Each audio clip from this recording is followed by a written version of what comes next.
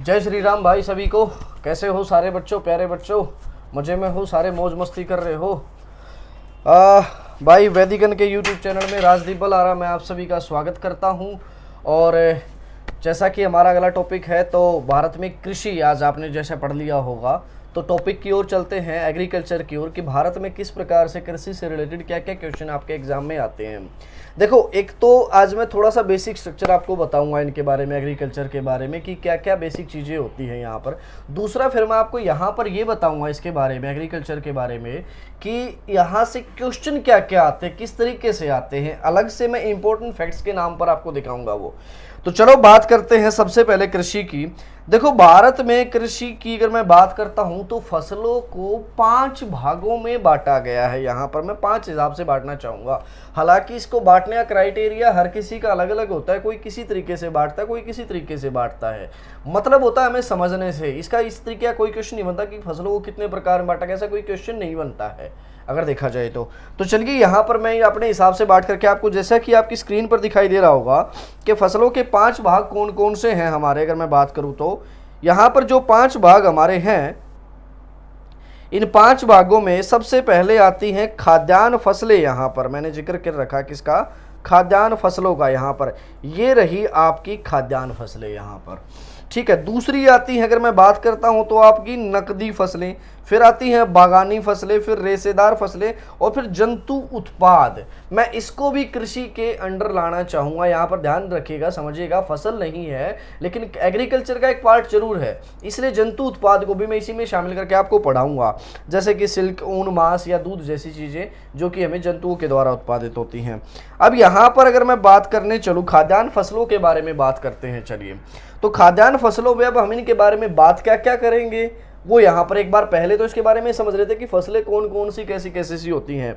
चावल के बारे में बात करेंगे तो चावल के बारे में मेरे ख्याल से सभी जानते हैं यहाँ पर, कि चावल सभी ने देख रखा है, धान जिसे हम कहते हैं यहाँ पर। तो चावल के बारे में मेरे ख्याल से दिखाने की जरूरत नहीं, इमेज दिखाएं, क्योंकि कुछ ऐसी फसलें भी हैं जिनकी कुछ बहुत से बच्चे होंगे जिन्होंने देखी नहीं रखी होगी कि ये फसल दिखती कैसी है या किस प्रकार की होती है, क्या काम में आती है, किस प्रकार से इसका इस्तेमाल किया जाता है। तो चलिए समझते हैं। चावल सभी ने देख रखा है, गेहूं सभी ने देख रखा है, मक्का सभी ने जरूर ये देख ही रखा होगा, क्योंकि मक्के का तो बहुत सारी चीज़ों में, खाने वाली चीज़ों में भी बहुत सारी चीज़ों में इस्तेमाल करते हैं, बच्चे देखते होंगे। इसके बाद आती है जौ। बहुत से बच्चों ने जौ नहीं देखी होगी कि जौ किस प्रकार से दिखती है। चलिए मैं आपको एक बार जौ दिखा देता हूँ कि जौ किस प्रकार से दिखती है आपकी। तो चलिए, ये रही आपकी जौ की फसल है। इसको एक बार स्क्रीन पर ध्यान से देख लीजिएगा, ये जौ की फसल है। ये भी एक प्रकार का हमारा अनाज होता है जो इस्तेमाल किया जाता है खाने के लिए या और चीज़ों में, अन्य चीज़ों में। अब जौ के बाद आती है दलहन। दलहन में आ जाती है हमारी सभी प्रकार की दालें, जितने भी दालें हैं, जैसे मूंग दाल है, चना दाल है, या फिर और जितनी भी प्रकार की दालें होती हैं, वो सारी दालों को हम मिला करके दलहन कहते हैं, कि पल्सेस बोल सकते हैं इनको आप यहाँ पर इंग्लिश में। अब यहाँ पर इन सब के बाद नकदी फसलों में क्या क्या आता है, बात करते हैं। नकदी फसलों में हमारे आते हैं मसाले, आते हैं मसालों के अलावा तिलहन।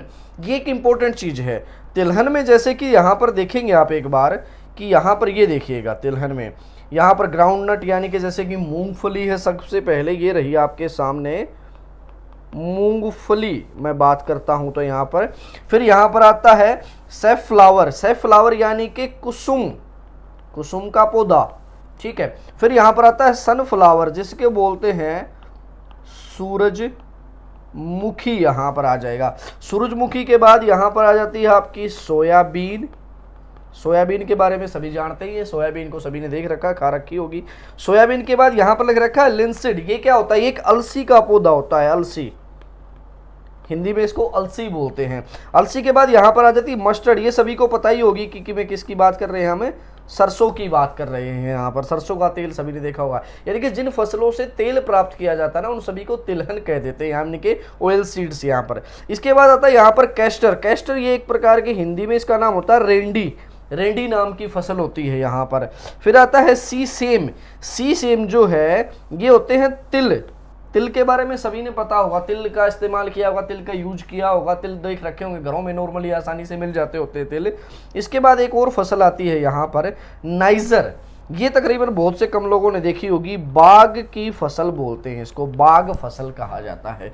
तो यहाँ पर कुल मिलाकर अगर मैं बात करता हूँ तो ये कुछ बड़ी बड़ी मुख्य फसलें मैंने आपको यहाँ पर दिखाई हैं, जो कि क्या हैं, यानी कि तिलहन कहा जाता है जिन फसलों को। इसके बाद तिलहन के बाद अगर हम बात करें तो फिर आते फल सभी प्रकार के, ये भी नकदी फसलों के अधीन गिना जाएगा इनको। या गन्ना आ जाता है हमारा, शुगर केन जिसको हम बोलते हैं, या इसके बाद टबैको अगर मैं बात करूँ तंबाकू की, ये सारी की सारी हमारी नकदी फसलें हैं, यानी कि जो सीधी बाजार में उतारी जाती हैं बेचने के लिए, जिन्हें बेचने के लिए ही उगाया जाता है, जिनका घरों में इस्तेमाल कम होता है। जबकि खाद्यान्नी फसलें वे जिनका ज़्यादातर इस्तेमाल घर में होता है, बेचने के लिए कम होता है उनका उत्पादन। इसके बाद बागानी फसलें आती हैं, जिनके बाग लगते हैं, पूरे के पूरे बाग लगाए जाते हैं। लेकिन इन्हीं में यहाँ पर अगर मैं बात करूँ, कॉफ़ी, चाय, कोको, रबड़, नारियल इत्यादि, ये सारी की सारी बागानी फसलें हैं। लेकिन इनमें से जो पहली तीन है, कॉफ़ी, चाय, कोको, इन तीनों को पेय फसलें भी कहा जाता है। ध्यान रखिएगा, यहाँ पर कॉफ़ी, चाय और कोको की बात कर रहा हूँ मैं। ये देखिएगा यहाँ पर मैं आपको अगर दिखाऊँ तो ये देखिए, ये कॉफ़ी का पौधा है आपके सामने जो आपको दिखाई दे रहा है। ये इस प्रकार से कॉफ़ी लगती है, एक रेड चेरी की तरह। और जब इस रेड चेरी को यहाँ पर पानी के अंदर जो है इसको मल करके, इसको मसल करके इसके अंदर से इसका बीज निकाला जाता है, वो जा करके वो बीज जो होता है वही कॉफ़ी का बीज होता है। फिर उसको पीस करके पाउडर बनाया जाता है, कॉफ़ी पाउडर बनता होता है। यहाँ पर अगर कॉफ़ी के लिए अगर मैं बात करता हूँ भारत में मुख्य क्षेत्र, तो आपको यहाँ पर इंडिया के मैप पर ये दिखाई दे रहे होंगे। ये जो येलो कलर में दिखाया गया है, यानी कि कर्नाटका, केरल और तमिलनाडु, ये तीन तो मेन है यहाँ पर, जहाँ पर कॉफ़ी का उत्पादन होता ही होता है यहाँ पर, यानी कि ट्रेडिशनल कॉफ़ी ग्रोविंग एरियाज। और नॉन ट्रेडिशनल में बात करता हूँ तो आंध्र प्रदेश, तेलंगाना, ओडिशा और फिर ये नॉर्थ ईस्ट का हमारा 7 सिस्टर स्टेट सारे के सारे आ जाते हैं इसमें।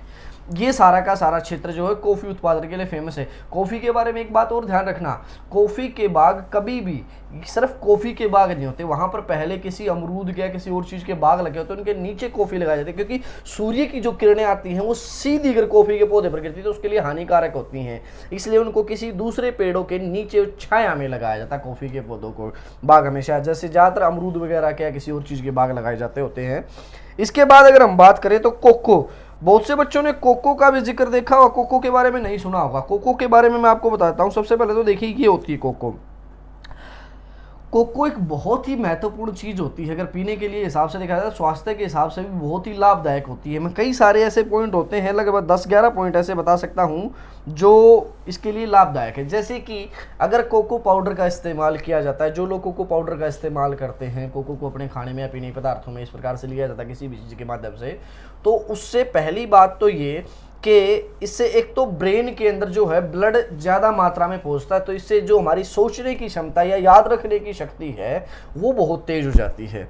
दूसरी मैं बात करता हूं तो जो कोलेस्ट्रॉल है हमारा हार्ट के अंदर, यहाँ पर ब्लड के अंदर, उसको बहुत कंट्रोल करने में काम आता है। तीसरी मैं बात करूं तो डायबिटीज़ को कंट्रोल करती है ये चीज़, कोको जो है डायबिटीज़ को कंट्रोल करती है। मैंने 3 चीज़ें बताई अब तक है, ऐसी ही 10-12 चीज़ें और हैं महत्वपूर्ण। अगर मैं जिक्र करूँ तो ये अस्थमा को कंट्रोल करती है, यहाँ पर अस्थमा होने से रोकती है। अस्थमा के बाद बात करता हूं तो वेट लूज करने के भी काफ़ी काम आते हैं। जिन लोगों को अपना वेट लूज करना होता है बॉडी फिट रखने के लिए, वो भी इसका इस्तेमाल करते होते हैं। उसके बाद मूड को फ्रेश करने में भी बड़ा अच्छा काम होता है इसका। इसके बाद अक्सर ये जो है देखा गया है कि इस कोको पीने के बाद में जो है अक्सर हमारा मूड जो है काफ़ी मतलब खूब लाइट हो जाता है, खूब ही फ्रेश हो जाता है, मूड फ्रेश करने का काम आती है। उसके अलावा बात की जाए तो कब्ज की जो बीमारी होती है, कॉन्स्टिपेशन अगर मैं बात करता हूं तो कब्ज की बीमारी में, जो पुरानी कब्ज की बीमारी किसी को होती है, उसके अंदर लाभदायक होती है कोको पाउडर। उसके बाद मैं बात करता हूं यहाँ पर कैंसर, कुछ एक प्रकार के कैंसर ऐसे हैं जिनको बढ़ने से रोकता है कोको पाउडर। उसके बाद में ये बॉडी को काफ़ी रिलैक्स देता है, हमारे मतलब खूब शांत रखने में काम आता है। और लास्ट अगर मैं एक बात और बताऊं जो कि काफ़ी इंपॉर्टेंट मानते हैं आजकल के लोग इस चीज़ को, स्किन के लिए यानी त्वचा के लिए भी काफ़ी अच्छा होता है कोको पाउडर हमारा। तो ये जो आपको फल आपके सामने दिखाई दे रहा है, इसको छीला जाता है, इसके अंदर से बीज निकाले जाते हैं और उन बीजों के अंदर से भी एक, यानी कि इसके अंदर से अगर इसको आप फाड़ेंगे ना तो इसके अंदर से कई सारे 10-15 प्रकार के छोटे छोटे से बीज निकलेंगे, जिसके ऊपर हल्का हल्का सा नरम सा कुछ वाइट कलर का जो है एक पदार्थ होता है। उसके बाद उसको पानी में उबाला जाता है, पानी में उबाल करके उसको भी छीला जाता है और उसको छीलने के बाद उसके अंदर से बीज निकलता है। इस प्रकार से वहां से जाकर के कोको प्राप्त होती है। तो काफी लंबा प्रोसेस होता है कोको को निकालने का। तो चलिए कोको के बाद हम बात करते हैं रबड़ की। रबड़ के बारे में आपको बता देता हूं कि पेड़ से प्राप्त होती है रबड़ इस प्रकार से। यहां पर सामने देखेंगे, आपके सामने एक पेड़ दिखाया जाए, इस पेड़ को छीला जाएगा कहीं से, जैसे कि यहां से कट लगा दिया गया पेड़ के ऊपर एक, इस प्रकार से कट जब लगेगा तो यहां से इसके अंदर से वो लिक्विड निकलता हुआ फिर यहां पर एक पत्ती से इसके ऊपर लगा जाए जिसमें से लिक्विड निकल करके इसके अंदर जाता रहेगा। इस प्रकार से ये कट जो है ना इस प्रकार से टेढ़ा लगाया जाता है थोड़ा सा, यानी कभी भी सीधा नहीं लगाया जाएगा, यानी कि जहां से भी रस निकलेगा, यहां से निकले यहां से निकले, वो इस प्रकार से इस रास्ते से बहता हुआ इस पेड़ की छाल को छील दिया गया है, यहां से होता हुआ इस पत्ती तक पहुंचेगा, पत्ती से होता हुआ यहां पर ये पेड़ का जो के साथ में एक बाल्टी टाइप का कुछ न कुछ जो है यहां पर बांध दिया जाता है, जिसमें धीरे धीरे टपकता रहता है और बाद में जब ये भर जाती है तो इसको उतार लिया जाता है। ऐसे ही लगातार बहुत से पेड़ लगे होते हैं, उन सब में इस प्रकार से लगा दिया जाता है, जिसकी भरती जाती है उसको उतार करके दूसरी बाल्टी लगा देती है, फिर पेड़ में दूसरी जगह पर कट लगा दिया जाता है। इस प्रकार से रबड़ प्राप्त की जाती है हमारे यहाँ पर, अगर मैं बात करता हूँ तो। चलिए इसके बाद बात करते हैं रबड़ के बाद नारियल। नारियल के बारे में सभी को पता है, बताने की जरूरत नहीं, नारियल सभी ने देख रखा है, कपास सबने देख रखा होगा। जूट और सनई की बात आती है, हालांकि जूट और सनई भी बहुत से बच्चों ने तो देख रखा होगा जो गांव से संबंध रखते हैं, लेकिन बहुत से ऐसे बच्चे जो शहर से संबंध रखते हैं जिन्होंने जूट और सनई के बारे में नहीं सुना होगा। मैं आपको एक फोटो दिखाता हूँ, ये रस्सी लगभग हमने अपने बचपन में या अभी भी लगभग सभी ने देख रखी होती है।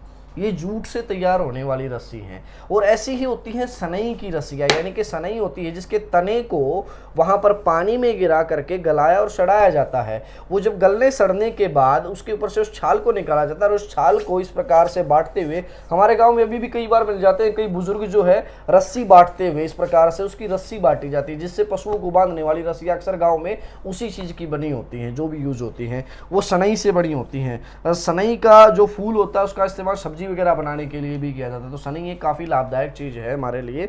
ये जूट और सनई जिस प्रकार से हैं, जूट हमारे भारत में अगर मैं बात करता हूँ तो पश्चिम बंगाल और बांग्लादेश के बॉर्डर पर जो सुंदरबन डेल्टा का एरिया है वहाँ पर सबसे ज़्यादा होता है जूट यहाँ पर। इसके बाद जंतु उत्पाद आ जाता है बात, वो मैं बात कर ही चुका। जंतुओं से उत्पाद हमें सिल्क प्राप्त होता है, ऊन प्राप्त होता है, मांस प्राप्त होता है, दूध प्राप्त होता है, ये सारी चीज़ें हमें जंतुओं से प्राप्त होती है सीधे रूप में। तो ये था फसलों का एक प्रकार से प्रकार, हल्का सा, यानी कि आपके सामने कोई फसल दिखाई दे, बहुत ही साधारण सा सिंपल सा क्वेश्चन अगर आपके सामने ये आता है कि कौन सी फसल किस प्रकार की फसल है, निम्नलिखित में से कौन सी एक खाद्यान्न फसल है, कौन सी एक नकदी फसल है, या बागानी फसल, पेय फसल, रेशेदार फसल, या बात की जाए जंतु उत्पाद, तो आप उसको पहचान सके, ये उसके लिए था ये टेबल। इसके बाद हम बात करते हैं भारत की कृषि क्रांतियों के बारे में। यहाँ पर ये देखिएगा, भारत में विभिन्न प्रकार की कृषि क्रांतियाँ, किस किस समय पर कौन कौन सा जो है रेवोल्यूशन आया है एग्रीकल्चर के डिपार्टमेंट में। तो जैसे कि यहाँ पर आप पढ़ेंगे, इनमें से अगर मैं बात करता जाऊँ तो हरित क्रांति किससे संबंधित थी, खाद्यान्न उत्पादन से, यानी कि जो खाने लायक जो अनाज होता है उसको उगाने से संबंधित। श्वेत क्रांति दूध उत्पादन से, नीली क्रांति मछली उत्पादन यानी कि मत्स्य उत्पादन से। यहाँ पर इनमें क्वेश्चन ये आता है कि कौन सी क्रांति किस चीज से संबंधित थी, ये हमें याद करना होता है यहाँ पर। वैसे ही रजत क्रांति हमारी अंडा उत्पादन से थी। पीली क्रांति तिलहन उत्पादन, यानी कि जितने भी हमारे ये हमें तेल प्राप्त करें, जैसे कि हमने पढ़े थे ऑयल सीड्स के बारे में, सरसों, सूरजमुखी या मूंगफली के बारे में, इनके बारे में तिलहन उत्पादन से थी। कृष्ण क्रांति बायोडीजल उत्पादन से थी। लाल क्रांति टमाटर उत्पादन से थी हमारी। इसके बाद गुलाबी क्रांति, देखो गुलाबी क्रांति को लेकर के काफ़ी सारा डाउट रहता है कई बार कि गुलाबी क्रांति किसको कहा जाता है। गुलाबी क्रांति आप वैसे तो झींगा मछली उत्पादन जो है मेन इसका रहता है, लेकिन इसको मांस उत्पादन से भी कहा जाता है, मांस उत्पादन से भी जोड़ा जाता है कई बार इसको। पिंक रेवोल्यूशन को जो ऊँट का या भैंस का जिस प्रकार का जो कि मांस होता है उसके लिए भी, बीफ जिसको कहा जाता है, उसके लिए भी इसको इस्तेमाल किया जाता है, उस शब्द के लिए भी यहाँ पर कई बार इसको। बादामी क्रांति हमारी मसाले उत्पादन से है यहाँ पर। इसके बाद सुनहरी क्रांति यानी कि गोल्डन रेवोल्यूशन की मैं बात करता हूँ तो फलों के उत्पादन से, जितने भी फ्रूट्स हैं उसके लिए।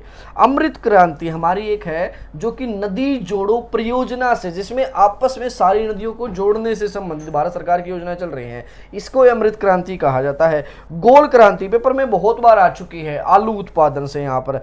सैफरोन क्रांति में बात करता हूं तो केसर उत्पादन। सदाबहार क्रांति जैव तकनीकी से।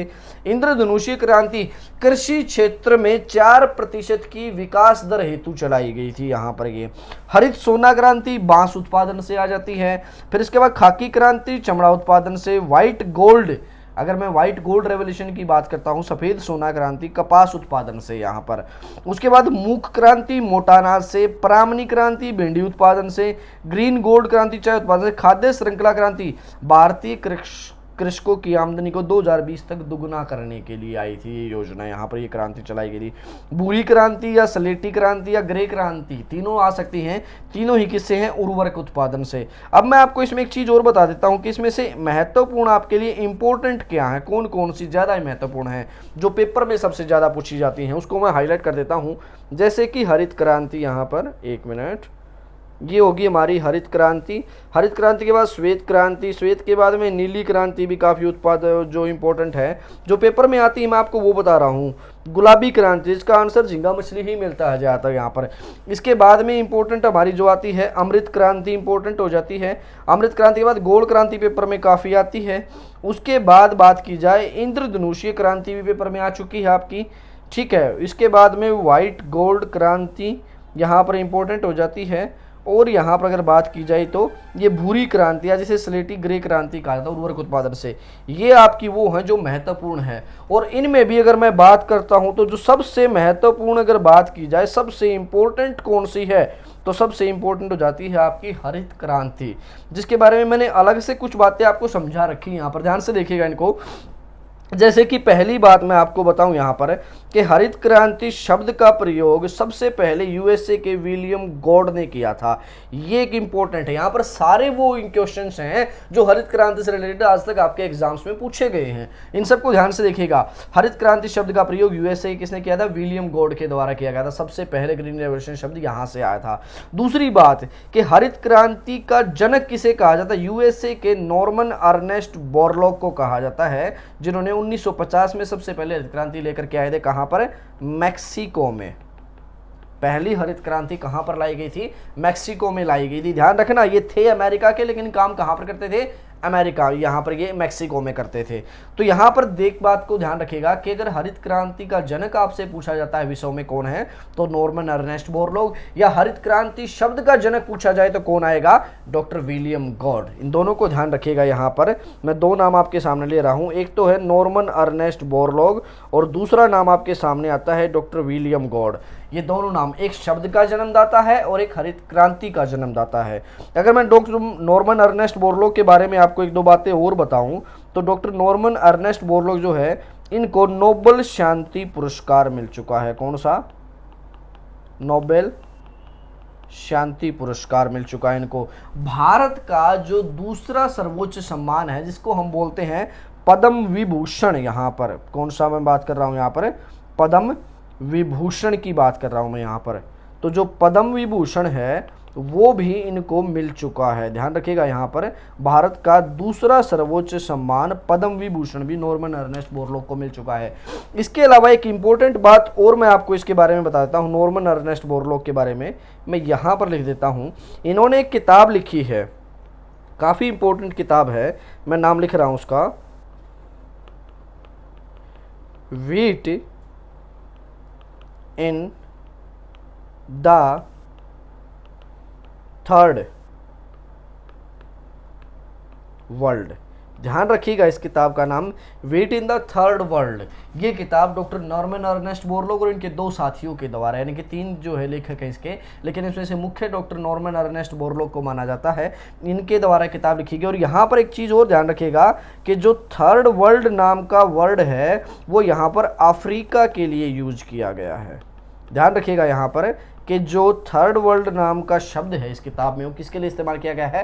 अफ्रीका के लिए इस्तेमाल किया गया है। इस किताब को लेकर के बहुत से अपवाद हैं, क्यों बहुत से देशों ने इस किताब को बैन कर रखा है, और जिन देशों में ये किताब जा रही है, बिक रही है, वहाँ पर कुछ इसमें इस्तेमाल कर कुछ चेंज करके उसको बेचा गया, क्योंकि ये किताब बहुत से विश्व के बड़े देशों पर सवाल खड़े करती है कि अफ्रीका को पिछड़ने में, अफ्रीका को पीछे रखने में, वहाँ के लोगों को जो भूखमरी आती है, या वहाँ के लोग जो मतलब नाज ज़्यादा उत्पादन नहीं पता या गरीब हैं, उसके ऊपर काफ़ी सारे सवाल खड़े करती है विश्व के बहुत बड़े देशों, इसलिए इस बुक को बैन भी किया गया है। लेकिन हो सकता है आपके एग्जाम में कभी पूछ लिया जाए ये किताब क्या है, या इस किताब में थर्ड वर्ल्ड किसे कहा गया है। इंडिया में भी ये किताब मिल जाती है, ऑनलाइन वगैरह मिल जाती है अगर आप ख़रीदना चाहेंगे तो, लेकिन कुछ चेंज करके मिलती है, कुछ इसमें शब्दों में कुछ जो है किताब में चेंज किया गया है। ओरिजिनल जो बुक है इसकी वो कहीं पर नहीं मिलती है इसकी। तो इसके बाद हम आगे चलते हैं। चलिए, अब यहाँ पर आती है तो होगी विषयों की बातें। अब हम बात करेंगे यहाँ पर कि यहाँ पर हमारे भारत में हरित क्रांति का जनक किसे कहा जाता है, भारत में सबसे पहले हरित क्रांति लाने वाले व्यक्ति कौन थे। तो भारत में सबसे पहले हरित क्रांति लाने वाले जो व्यक्ति थे वो थे आपके सामने, मैं आपको दिखा देता हूँ एक बार, ये व्यक्ति आपके सामने जो आए हुए हैं, ये देखिएगा एक बार, ये रहे आपके सामने ये व्यक्ति, यानी कि मोनकुम्बु संबा शिवम स्वामीनाथन, यानी कि MS स्वामीनाथन जिसे कहा जाता है। MS Swaminathan report, MS Swaminathan, बहुत बार आपने इनका नाम सुना होगा, मोनकुम्बु संबा शिवम स्वामीनाथन। ये व्यक्ति जो कि कहाँ से हैं, बेसिकली तमिलनाडु से हैं यहाँ पर अगर मैं बात करता हूँ तो, लेकिन ये भी काम कहाँ करते थे, केरला में करते थे। जैसे मैं नॉर्मन अर्नेस्ट बोरलोग की बात करता हूँ ना, नॉर्मन अर्नेस्ट बोरलोग अमेरिका से थे और काम कहाँ पर करते थे, मैक्सिको में, वैसे ये तमिलनाडु से थे और काम कहाँ पर करते थे, केरला में। वो एक देश में होकर के दूसरे देश में काम करता था, ये एक स्टेट में पैदा होकर के दूसरे स्टेट में काम करता था अपने साथ लगने वाले में। और नॉर्मन अर्नेस्ट बोरलोग के बारे में एक और खास बात है, उनके नाम पर कृषि के क्षेत्र में सराहनीय काम करने के लिए, अगर कृषि के क्षेत्र में पूरे विश्व में कोई सराहनीय काम करता है तो उसके लिए एक पुरस्कार है यहाँ पर विश्व में दिया जाता है जिसे बोरलोग पुरस्कार कहते हैं, जिसकी शुरुआत 1970 में की गई। जिसको नोट कर लीजिएगा अपनी बात को कि 1970 में बोरलोग पुरस्कार देने की शुरुआत की गई थी। और जो बोरलोग पुरस्कार है हमारा, वो कृषि के क्षेत्र में सराहनीय काम करने के लिए दिया जाता है। अगर मैं बात की जाए कृषि के क्षेत्र में कोई दिया जाने वाला सबसे बड़ा पुरस्कार, तो वो कौन सा, हमारा बोरलोग पुरस्कार ही है। तो चलिए इसके बाद बात करते हैं मोनकुम्बु संबाशिवम के बारे में। मोनकुम्बु संबाशिवम को कौन कौन से अवार्ड मिले हुए हैं वो सारे के सारे आपके सामने यहाँ पर लिखे गए हैं। आप इसका स्क्रीनशॉट ले सकते हो उसको समझने के लिए कि यहाँ पर कौन कौन से पुरस्कार इसको आज तक मिले हैं। इसका आप स्क्रीनशॉट ले लीजिएगा ताकि आपको खूब अच्छे से समझ में आ जाए। आपके सामने स्क्रीन पर इनका फोटो है, ये देखिएगा, ये इनको मिलने वाले पुरस्कारों की सूची है कि कब कब इनको कौन कौन से पुरस्कार मिले हैं भारत में। इनमें से याद करने लायक पद्म भूषण, पद्म विभूषण या रोमन मैग्सेसे जैसे पुरस्कार ही ज़्यादा इंपॉर्टेंट होते हैं, बाकी इतने ज़्यादा महत्वपूर्ण नहीं होते हैं। चलिए इसके बाद बात करते हैं यहाँ पर MS स्वामीनाथन, जो कि यहाँ पर है केरल के डॉक्टर MS स्वामीनाथन को माना जाता है। इनको कहा जाता है केरल का, क्योंकि ये पैदा बेशक तमिलनाडु में हुए थे लेकिन इनका जीवन जो सारा का सारा केरल में व्यतीत हुआ था। इनके पिता भी एक डॉक्टर थे यहाँ पर। भारत में हरित क्रांति की शुरुआत कब हुई? सबसे पहले 1967 से 68 है। देखो जो हमारी 5 ईयर प्लानिंग जो चलती थी, पंचवर्षीय योजनाएं जो होती थी, उन पंचवर्षीय योजनाओं में हमारा एक बार योजना अवकाश आया था। पहली पंचवर्षीय योजना आई, फिर दूसरी पंचवर्षीय योजना आई, फिर तीसरी पंचवर्षीय योजना आई, और तीसरी पंचवर्षीय योजना के तुरंत बाद अगर बात करता हूं तो योजना अवकाश आया था, यानी कि प्लान हॉलीडे कहा जाता है 3 साल के लिए। उसमें क्या किया गया था, 5 साल की प्लानिंग के बजाय एक साल की योजनाएं बनाई गई थी। कारण क्या था, देखो एक तो 1962 में भारत चीन युद्ध होना, यहां पर मैं बात कर रहा हूं किसकी, भारत चीन युद्ध की, यहां पर जो कि कब हुआ था, 1962 में, इंडिया चाइना वॉर। और दूसरी बात अब यहां पर मैं करूं तो 1965 में यहां पर मैं बात करता हूं तो इंडिया पाकिस्तान वॉर, भारत पाकिस्तान के बीच में युद्ध हुआ। तीसरी बात यहां पर अगर की जाए तो 1966 में भारत में अकाल पड़ा था, एक अकाल यहाँ पर बात की जाए, जिसकी वजह से देश में काफ़ी सारी मात्रा में अनाजों की कमी हो गई थी। अब बात आ रही थी कि भारत जो कि कृषि से जुड़ा हुआ देश है, इतना कृषि से जुड़ा होने के बावजूद भी यहाँ पर कृषि में लोगों के लिए भूखमरी कैसे आ जाती है। तो यहाँ पर उस चीज़ की कमी ये थी कि तो भारत जिन कृषि के लिए जिन संयंत्रों का इस्तेमाल करता है, जो भी इंस्ट्रूमेंट उसके लिए यूज किए जाते हैं, वो काफ़ी पुराने हो चुके हैं, जनसंख्या काफ़ी बढ़ चुकी है, और बढ़ी हुई जनसंख्या के हिसाब से उन इंस्ट्रूमेंट से उतनी ज़्यादा खेती की पैदावार नहीं की जा सकती। दूसरा, हमारे जो बीज थे वो बीजों में भी किसी ने उनकी गुणवत्ता में सुधार करने की कभी कोशिश ही नहीं की थी। ये पहली कोशिश MS स्वामीनाथन ने की थी, इसीलिए उनको भारत में हरित क्रांति का जनक कहा जाता है। तो यहाँ पर बात की जाए, इन 3 कारणों की वजह से भारत ने अगले 5 साल की प्लानिंग की ही नहीं। उन्होंने वार्षिक योजनाएं शुरू की, और उन वार्षिक योजनाओं में हर साल एक योजना आती गई, 66 से 67, 67 से 68, 68 से 69, इस प्रकार से। तो जो वार्षिक योजनाएं थी उसमें जो 67 से 68 की वार्षिक योजना थी, योजना अवकाश के समय पर, उसी योजना के दौरान भारत में हरित क्रांति आई पहली बार। अब इससे एक तो इंपॉर्टेंट बात यहाँ पर यही हो जाती कि हरित क्रांति भारत में आई कब, यहाँ पर 1967 से 68 के बीच दौरान आई थी। फिर अगली बात है, हरित क्रांति पद का प्रयोग प्रति हेक्टेयर कृषि उत्पादकता बढ़ाकर उच्च उत्पादकता दर्शाने के लिए किया गया। यहाँ पर हरित क्रांति जो शब्द है इसका प्रयोग किस लिए किया जाता है कि प्रति हेक्टेयर कृषि उत्पादकता बढ़ाकर उच्च उत्पादन दर्शाने के, यानी कि एक हेक्टेयर के अंदर, एक प्रति हेक्टेयर के हिसाब से माने कि जान के चलो 1 बीघा जमीन है, 1 बीघा जमीन में कितना उत्पादन होता है, 40 क्विंटल जो है गेहूं का उत्पादन हुआ, 50 क्विंटल हुआ, 30 क्विंटल हुआ। अब इसके हरित क्रांति आने के बाद ऐसे बीजों का इस्तेमाल किया गया, ऐसी तकनीकी का इस्तेमाल किया गया कि जहां पर 40 क्विंटल जो है जो उत्पादन होता था वहां पर वो बढ़ करके 60 क्विंटल चला गया, 70 क्विंटल चला गया, 80 क्विंटल चला गया। इस प्रकार से वहां पर कृषि के उत्पादन बढ़ा।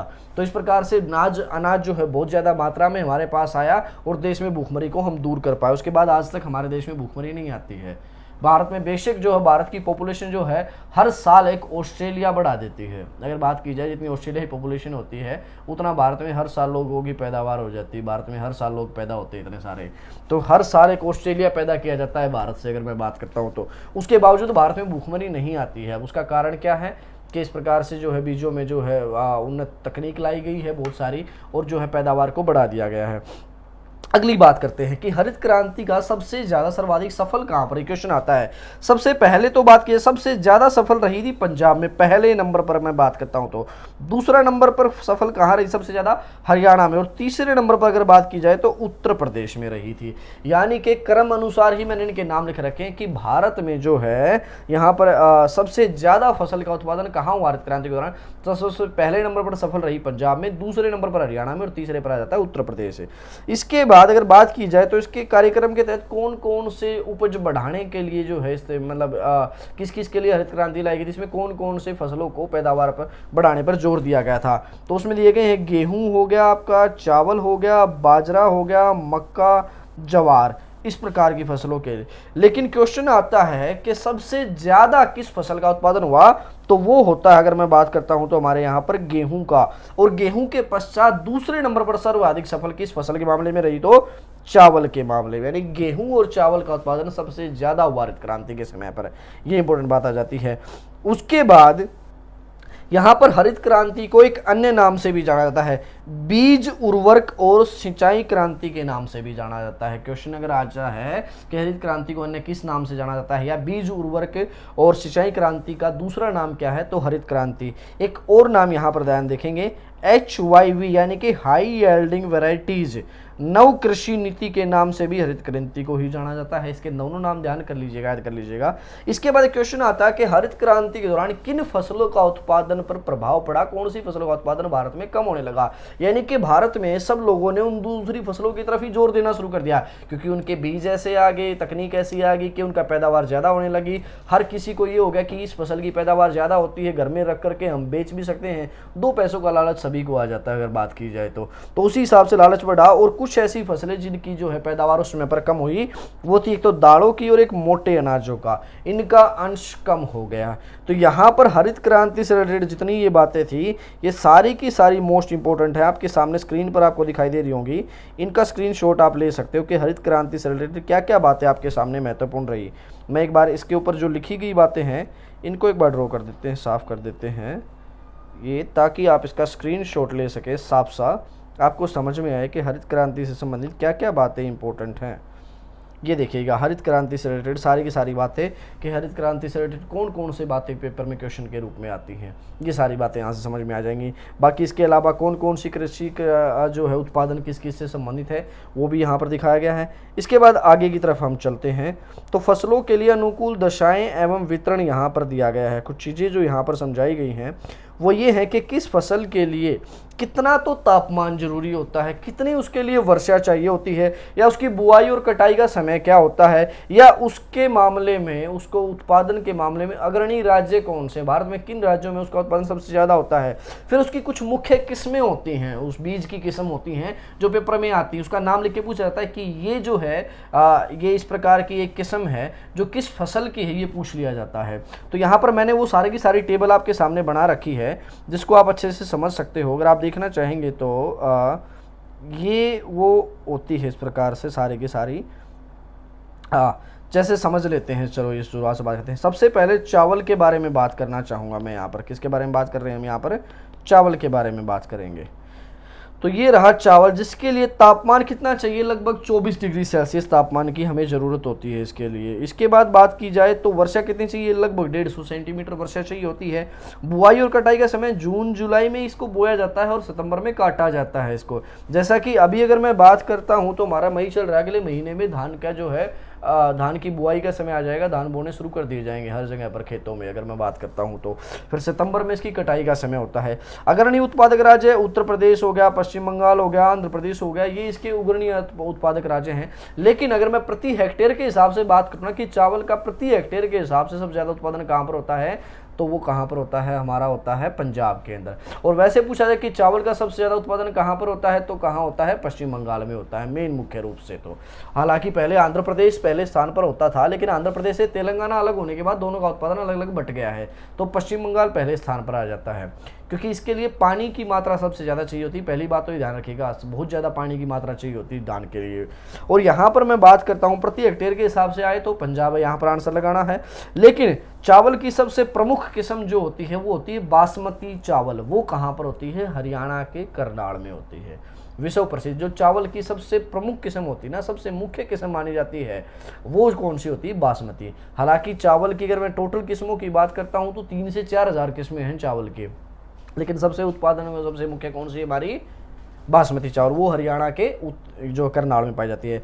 फिर चावल की मुख्य किस्में कुछ एक अगर मैं बात करना चाहूँ तो यहाँ पर कौन कौन सी हो जाती हैं, तो यहाँ पर बात करते हैं जैसे कि IR-20 होगी, फिर पूसा 2 से पूसा 21, कावेरी होगी, I-80-1039 होगी।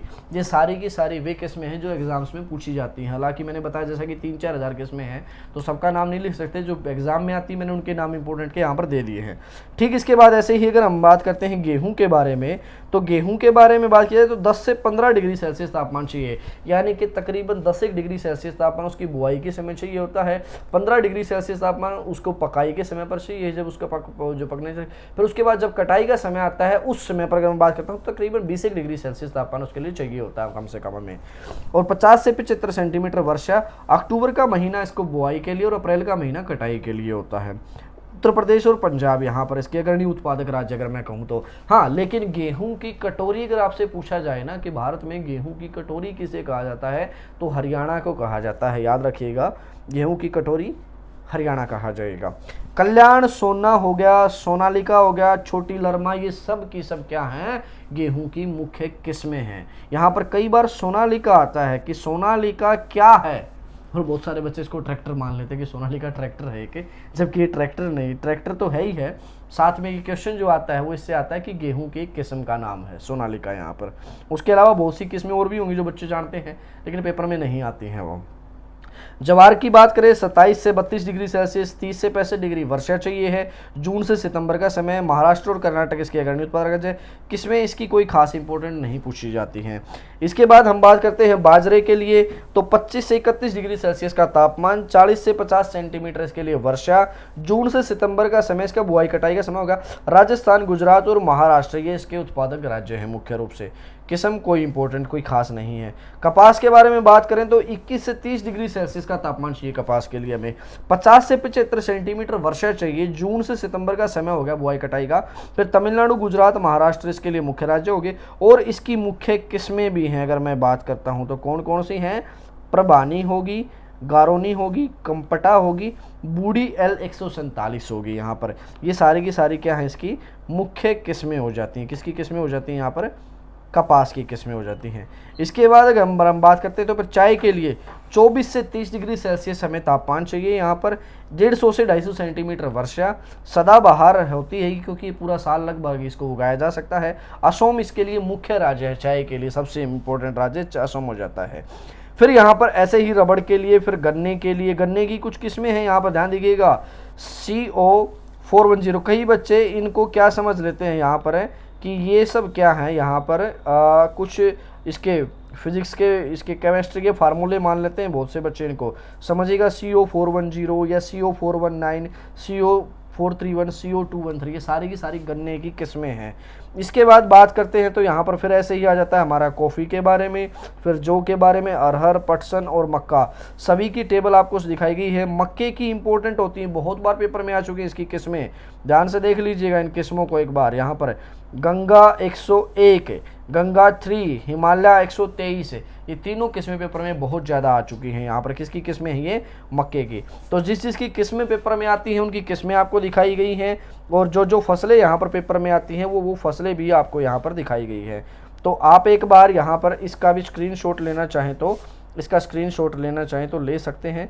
ये फसलें होती है यहाँ पर जो इस प्रकार से आती है आपके पेपरों में। इसके बाद मैं आगे बढ़ना चाहूँगा अगली चीज़ पर। अगली चीज़ अब क्या आ जाती है हमारी यहाँ पर कि कौन कौन सी फसलों का जन्म स्थल क्या है। पूरे विषयों में मैंने महत्वपूर्ण आपके सामने यहाँ पर ला करके रख दी चीज़ें, यहाँ पर समझिएंगे इस चीज़ों को, देखेंगे यहाँ पर ध्यान से।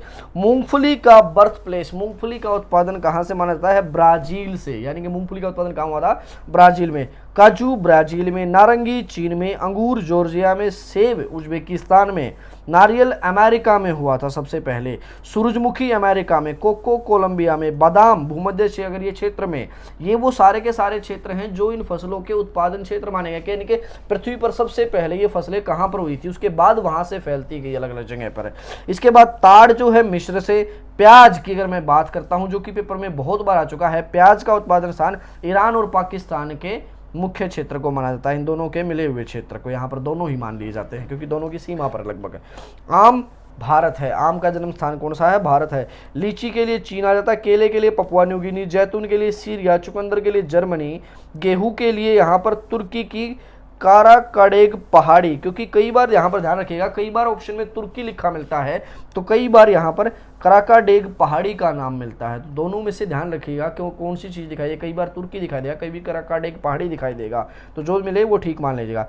राई के लिए एशिया माइनर, यहाँ पर अगर मैं बात करता हूँ तो अब एशिया माइनर के बाद यहाँ पर एक और चीज़ यहाँ पर ध्यान रखिएगा, गेहूं के लिए मैं आपको एक बात और बता देता हूँ, गेहूं को कई बार मिडल एशिया भी लिखा जाता है कि कहाँ से, क्योंकि तुर्की जो है मध्य एशिया में आ जाता है हमारा, तो इसलिए तुर्की को लिखने के बजाय यहाँ पर या कराकाडेग पहाड़ी भी ना लिख करके इसको मिडल एशिया लिख देता है, मध्य एशिया लिख दिया जाता है गेहूं को।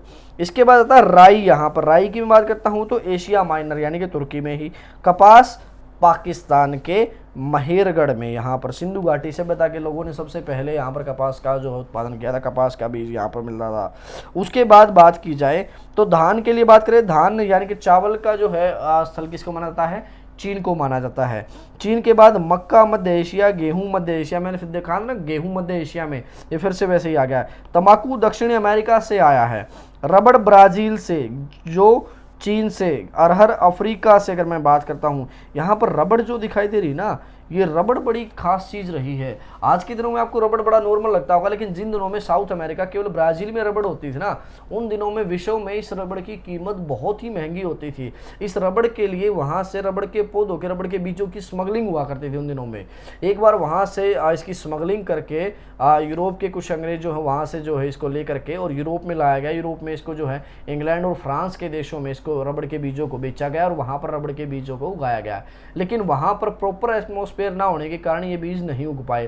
फिर वहाँ से इनको भारत में लाया गया, भारत में जो है कोलकाता में ला करके पश्चिम बंगाल में रबड़ को उगाया गया, वहाँ भी इसका जो है कोई खास फर्क नहीं पड़ा, तो फिर इसको केरल और तमिलनाडु में उगाया गया, वहाँ पर जा करके ये फसल उग पाई थी। और उसके बाद वहाँ से इसको इंडोनेशिया और थाईलैंड ले जाया गया। और ध्यान देखिएगा, एक बात को खास रखिएगा कि यहाँ पर ध्यान देने लायक बात यह है कि रबड़ का उत्पादक स्थल ब्राज़ील है, लेकिन आज रबड़ का सबसे बड़ा उत्पादक देश कौन सा है? थाईलैंड हो जाता है। थाईलैंड में सभी विश्व की सबसे ज़्यादा रबड़ पाई जाती है, जहाँ पर सड़कें भी रबड़ से बना दी गई है। इतनी ज़्यादा रबड़ का उत्पादन वहाँ पर है कि वहाँ पर सड़कें भी रबड़ की बनी हुई हैं। तो इसके बाद बात करते हैं, जो चीन से हो गया अरहर, सोयाबीन चीन से है, मूंग दाल भारत से है, ज्वार भारत से है, उर्द भारत से है। आलू की अगर मैं बात करता हूं तो पेरू बोलीविया। यहाँ पर ध्यान रखने लायक बात यह है कि पेरू बोलीविया में टिटिकाका नाम की एक झील है, दोनों की सीमा पर है। ये विश्व की सबसे ऊंची नौकायान झील है, नौकायान झील। विश्व की सबसे ऊंचाई पर स्थित झील तो तिब्बत के अंदर है, यहाँ पर तिब्बत के पठार में, लेकिन विश्व की सबसे ऊंची नौकायान झील जिसमें नौका चलाई जाती है, नाव चलाई जाती है, ऐसी नाव चलाने योग्य विश्व की सबसे ऊंची झील कौन सी है? यहाँ पर टिटिकाका झील है।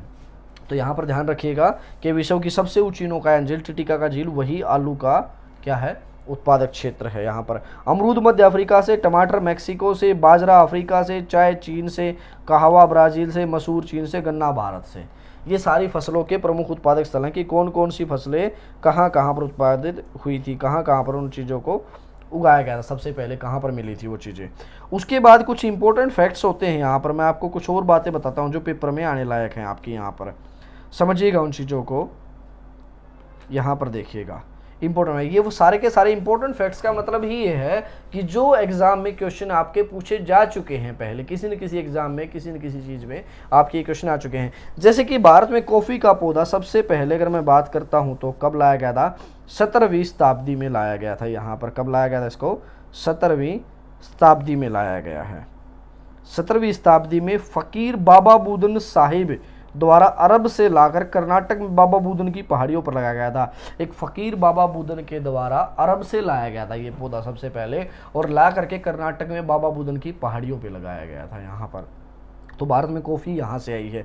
रबड़ के बीज 1876 में हेनरी विलियम के द्वारा भारत लाए गए। ये इंपॉर्टेंट बातें हैं सारी सारी इसमें, यहाँ पर जिसको मैंने यहाँ पर बोल्ड भी कर रखा अलग से, यानी कि थोड़ा सा मोटे अक्षरों में मैंने लिख रखा है जो जो बातें इंपॉर्टेंट है।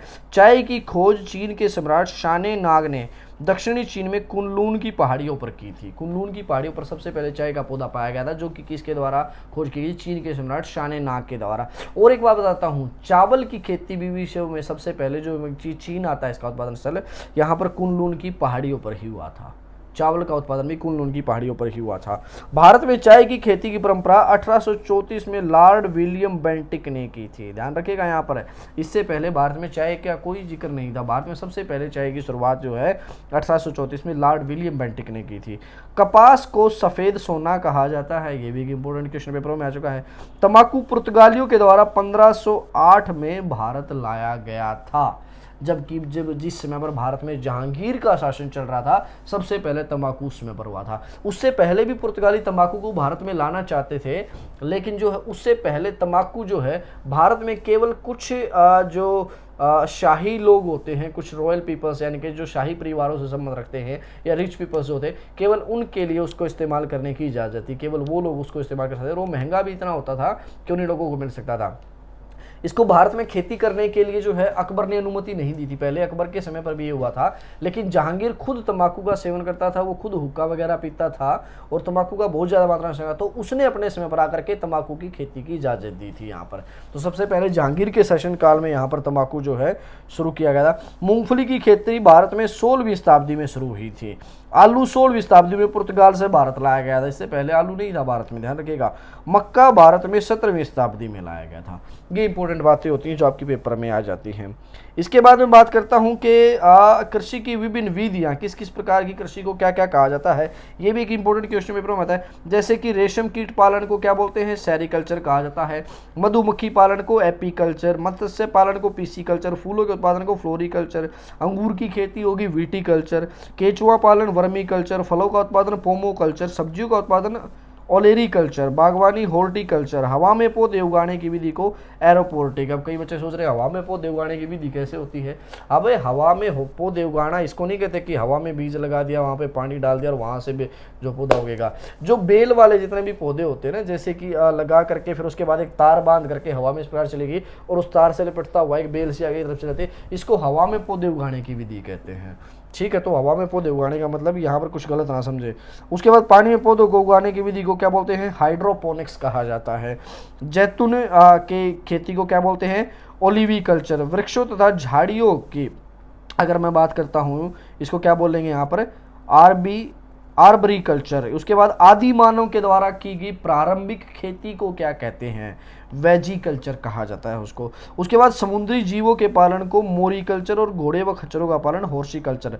अब इसमें से मैं आपको बता देता हूँ कि इंपॉर्टेंट कौन कौन से जो आपके पेपर में ज़्यादा पूछे जाते हैं। एक तो आ जाता है यहाँ पर हॉर्टिकल्चर, यहाँ पर इंपॉर्टेंट हो जाता है आपका यहाँ पर, ठीक है। हॉर्टिकल्चर के बाद आदि मानव के द्वारा की गई खेती यहाँ पर हो जाती है। उसके बाद यहाँ पर अगर मैं बात करता हूँ तो हवा में पौधे उगाना, पानी में पौधे उगाने, ये दोनों हो जाते हैं। हॉर्टिकल्चर बागवानी हो गया, सब्जियों के उत्पादन को, फलों के उत्पादन को।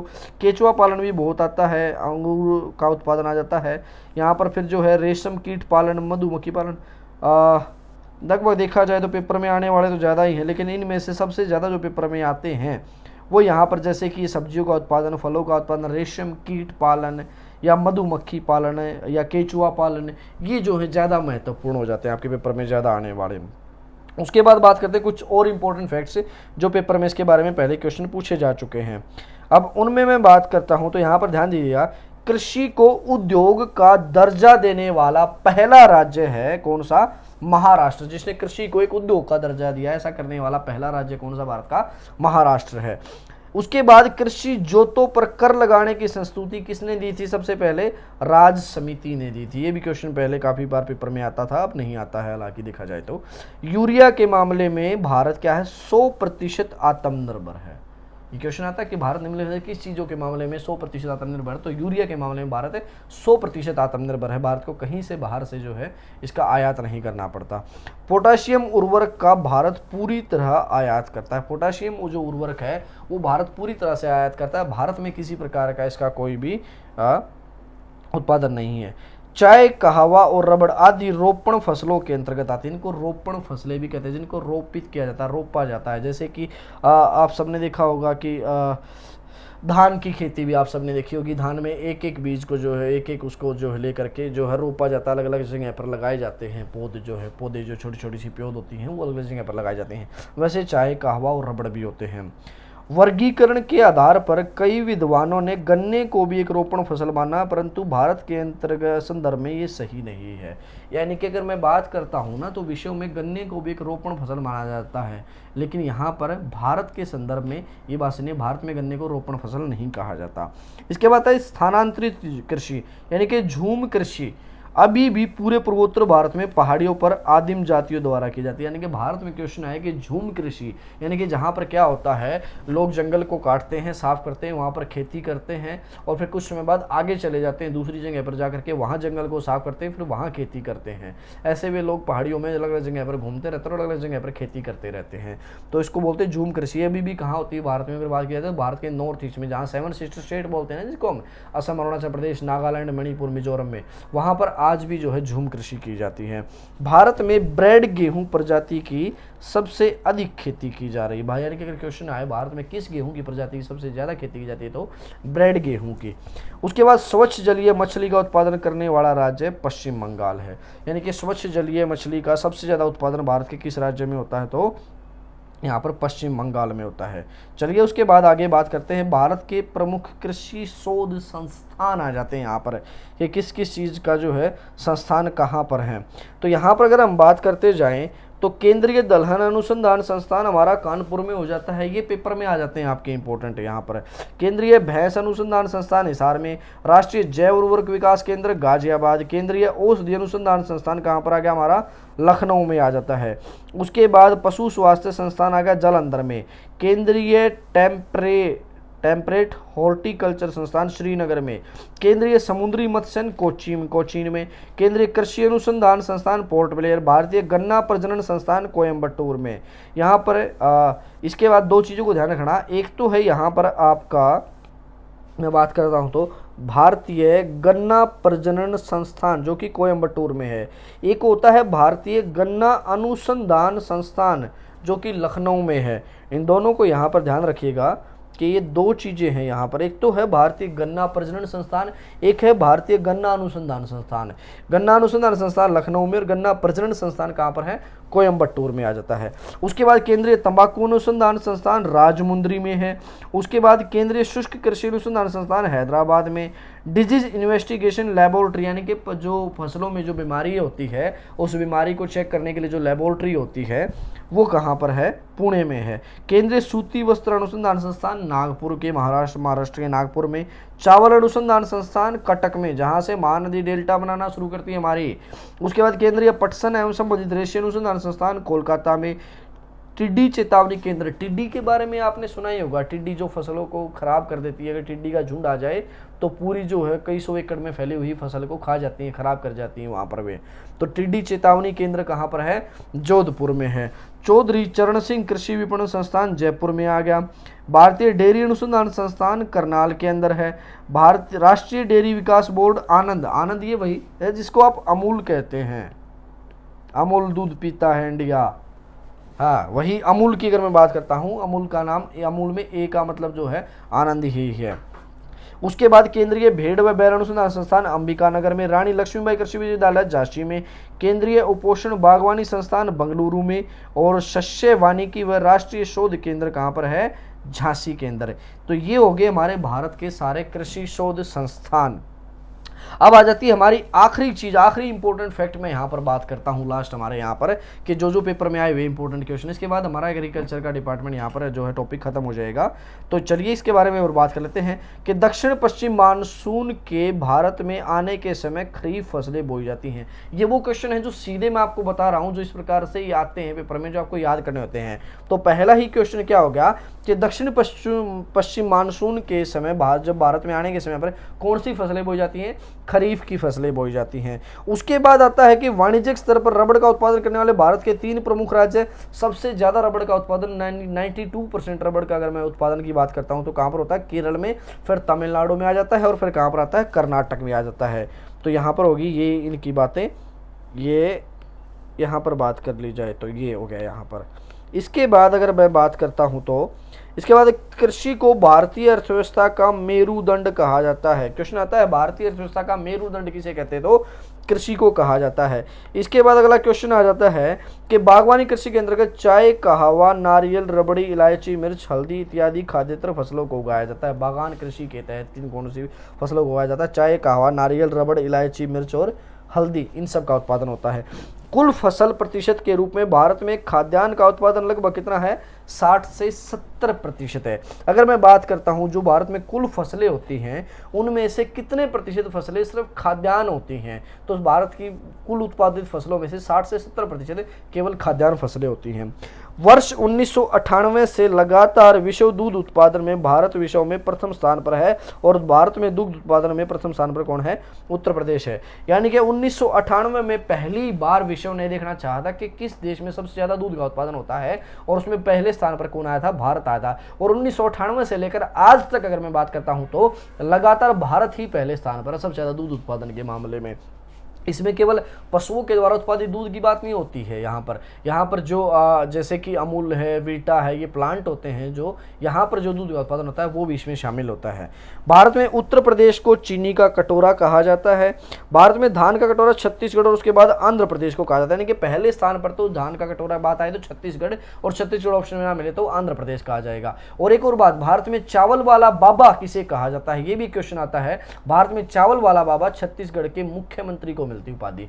जो भी छत्तीसगढ़ का मुख्यमंत्री बनता है उसको ये उपाधि दी जाती है। क्या? कौन सी उपाधि? कि चावल वाला बाबा की उपाधि। भारत में कृषि को दुष्प्रभावित करने वाला मौसम का सबसे महत्वपूर्ण तत्व क्या है? वर्षा है। क्वेश्चन आता है कई बार कि भारत में कृषि को दुष्प्रभावित करने वाला मौसम का सबसे महत्वपूर्ण तत्व क्या हो जाता है? वृष्टि लिखा मिलता है कई बार, इसलिए मैंने दोनों शब्द आपके सामने लिखे हैं, या तो वृष्टि कहो या वर्षा कहो। इसके बाद भारतीय कृषि में वर्षा के महत्व के कारण ही भारतीय कृषि को मानसून का जुआ कहते हैं। ये मानसून के ऊपर निर्भर करता है कि मौसम कैसा होगा, बारिश कैसी होगी, इस पर बात करते हैं। तो चलिए, हमारे ये टोटल 17 फैक्ट है जिसमें से 10 हो चुके हैं। अब 10 में से हमारे रहते हैं 7 फैक्ट और। तो इसमें से बात करें तो भारत में दूध उत्पादन में से संबंधित श्वेत क्रांति का पहला चरण कब आया था? 1970 से 80 में, और दूसरा चरण 1981 से 85 में आया था। भारत में श्वेत क्रांति के 2। और भारत में श्वेत क्रांति का जनक किसे कहा जाता है? डॉक्टर वर्गीज कुरियन को माना जाता है। ये सारे के सारे इंपॉर्टेंट फैक्ट हैं जो पेपरों में बहुत बार रिपीट हो चुके हैं क्वेश्चन से, और हर साल किसी न कोई पेपर में कोई ना कोई इनमें से क्वेश्चन आता ही रहता है। तो उनको याद करिए। ज़्यादा इसमें कृषि के चैप्टर में डीपली जाने की जरूरत नहीं है। जो जो एग्जाम में आने लायक इंपॉर्टेंट बातें हैं मैंने इंपॉर्टेंट फैक्ट्स में आपको डाल दी हैं, और जो जो लिस्ट है मैंने आपको टेबल बना के दे रखी है यहाँ पर। इसमें भारत में कुल जनसंख्या का लगभग 55% से अधिक भाग आजीविका हेतु कृषि पर निर्भर करता है। यहाँ पर केवल सीधा कृषि पर नहीं है, कृषि से संबंधित जो उत्पादित जो कारखाने वगैरह चलते हैं, या जो भी जो हमारे जितनी भी फैक्ट्रीज वगैरह जो कृषि से संबंधित उत्पादों पर चलती हैं वो भी इसके अंतर्गत शामिल होती हैं।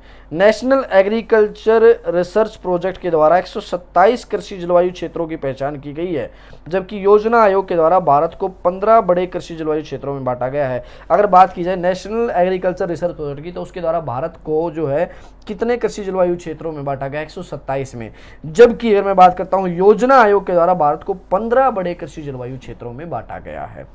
इसके बाद में बात करता हूँ बीटी बीज। बीटी जो बीज है यानी कि बैसिलस थुरिंजिसिस है, जिसका संबंध कपास से है, वो एक ग्राम पॉजिटिव जीवाणु है। वो एक क्या है, ग्राम पॉजिटिव जीवाणु, जो सामान्यतः जैविक कीटनाशकों में प्रयोग किया जाता है, यानी कि कीड़े मारने वाली दवाई में इस्तेमाल करता है। ठीक है, ज़्यादातर इसका संबंध क्वेश्चन आता है कि बीटी बीज का संबंध किससे है, तो कपास से है। यहाँ पर ये एक प्रकार का क्या है, एक पॉजिटिव जीवाणु है जो कि कीटनाशक दवाइयों में इस्तेमाल किया जाता है, जो बीमारी फैलाने वाले कीड़े जो फसलों में बीमारी फैलाते हैं उसको खत्म करता है। तो कपास की उसमें जो इसका इस्तेमाल किया जाता है बीटी बीज का। भारत के पहले कृषि मंत्री कौन थे, डॉक्टर राजेंद्र प्रसाद थे। और वर्तमान की अगर मैं बात करता हूँ कौन है, तो वर्तमान कृषि मंत्री हैं नरेंद्र सिंह तोमर, जो कि ग्वालियर से एक सांसद हैं। ये रहे नरेंद्र सिंह तोमर जी यहाँ पर है। इससे पहले कौन थे, राधा मोहन सिंह थे। इससे पहले वाले की अगर बात की जाए, इससे पहले वाले कौन थे, राधा मोहन सिंह, जो कि बिहार के चंपारण से लोकसभा क्षेत्र थे, लोकसभा चुनाव लड़ते थे पहले वाली लोकसभा में। और मोदी की अगर मैं बात करता हूँ, नरेंद्र मोदी की सेकंड मिनिस्ट्री में हमारे कौन है, नरेंद्र सिंह तोमर। इसके बाद कुछ इंपॉर्टेंट यहाँ पर क्या है, ये डेज हैं, जैसे कि 16 अक्टूबर को क्या मनाया जाता है, विश्व खाद्य दिवस मनाया जाता है। 23 दिसंबर कृषक दिवस मनाया जाता है और 26 नवंबर को राष्ट्रीय दुग्ध दिवस मनाया जाता है। तो ये था हमारा आज का कृषि का चैप्टर। अगर आप समझना चाहें तो इसको यहाँ पर, तो मेरे ख्याल से इसमें से सारी बातें आपको समझ में आ गई होंगी। हमने बात की किस किस बारे में, एक बार मैं हल्का सा रिवीजन आपको दे देता हूं। हमने सबसे पहले बात की कि फसलों के प्रकार के बारे में, कि किस किस प्रकार की फसलें यहाँ पर होती हैं। हमने फसलों को 5 भागों में बांटा, उनके एग्जाम्पल्स हमने पढ़े यहाँ पर। उसके बाद कृषि क्रांतियों के बारे में हमने पढ़ा कि कौन कौन सी कृषि क्रांतियाँ भारत में आई हैं अब तक की। कृषि क्रांतियों के बाद जो सबसे इंपॉर्टेंट है हरित क्रांति, उसके बारे में हमने थोड़ा डिटेल में जा करके पढ़ा। अब इसके बाद भी अगर मैं बात करता हूँ आगे, तो हरित क्रांति के बाद आती हैं फसलों के अनुकूल दशा वितरण के बारे में हमने पढ़ा कि किस फसल के लिए कितना सा तापमान, वर्षा या बुआई कटाई का समय, अग्रणी उत्पाद रखते हैं और मुख्य किस्में हैं। उसके बाद बात करते हैं, यहाँ पर भी कुछ इंपॉर्टेंट फैक्ट्स हैं जो यहाँ पर आप पढ़ लीजिएगा, इनको याद कर लीजिएगा। ये ठीक इसके नीचे यहाँ पर, जैसे कि भारत में कृषि सबसे ज़्यादा किस पर निर्भर करती है, वर्षा पर करती है। अंगूरों की खेती के लिए कौन सा शहर प्रसिद्ध है, नासिक शहर प्रसिद्ध। ये सारे के सारे इंपॉर्टेंट वे क्वेश्चन है। जहाँ पर भी इंपॉर्टेंट फैक्ट आपको लिखा दिखाई देना, इसका मतलब ये है कि ये वो क्वेश्चन है जो पेपरों में रिपीटेड क्वेश्चन है, जो कई बार आ चुके हैं। इसके बाद अगर हम बात करते हैं तो आगे चलते हैं, चलिए।